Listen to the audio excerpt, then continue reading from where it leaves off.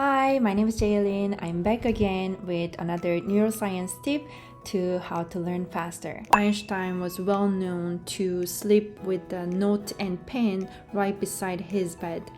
And also Thomas Edison was known to have a metal marble on his hand when he falls asleep, so that when it drops, he would wake up with the brilliant idea that he had from his dream. And there are many other great scientists and inventors who utilize dream to find solutions. So why? How does this work? Because our brain is sending seeking emotion to motivate our body to do something voluntarily. As a human being, we are moving. We are not like plants that generates energy on our own. So we have to move around to be able to find something that is useful for us to survive. That's why we're foraging. Hunter and gatherer behaviors are coming from our old days. So how it's being translated in our modern world is by social media scrolling.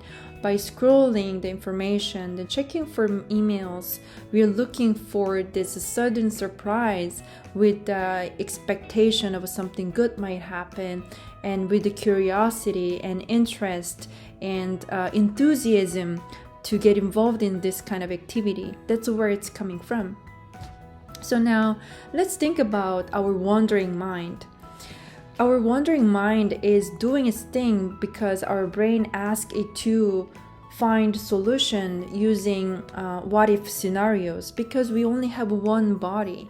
We cannot experience all the things that's possible scenarios all at once, so that our brain is telling our wandering mind, hey, you go think about what if scenarios and check one by one and see if you can find the solutions. So what it does is that when we experience this already virtually in our mind, and when we encounter a new situation that was similar to what was happening within our head, then we match it and say, oh, I experienced it before virtually, so that I will act this way.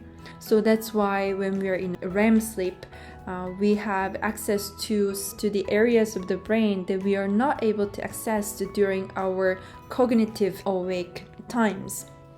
So when we're in sleep, we get to utilize more resources that is embedded in our brain, long-term, short-term, multiple different part of the brain, the different neurons that are far away from each other. They can still communicate, and they can generate more innovative scenarios. That's why all these great scientists and the inventors in the history, they were able to come up with innovative solutions utilizing this hypothesis that was happening within their brain during their sleep. After I learned these mechanisms of our brain, how it functions, I was able to reverse engineer my behavior. Knowing that, I ask myself, whenever my mind wanders, I ask myself, is this really important for my survival? If the answer is no, then it's so easy to just drop it.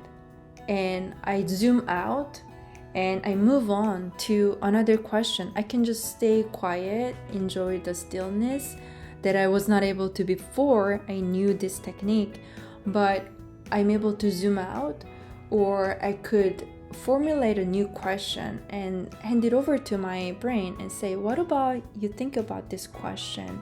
This is more important to my survival. It's more relevant and it has more impact, and a larger impact, not just for me, and also larger society or larger humanity. There is a larger impact. Why don't you think about that? Why don't you find the answer for that?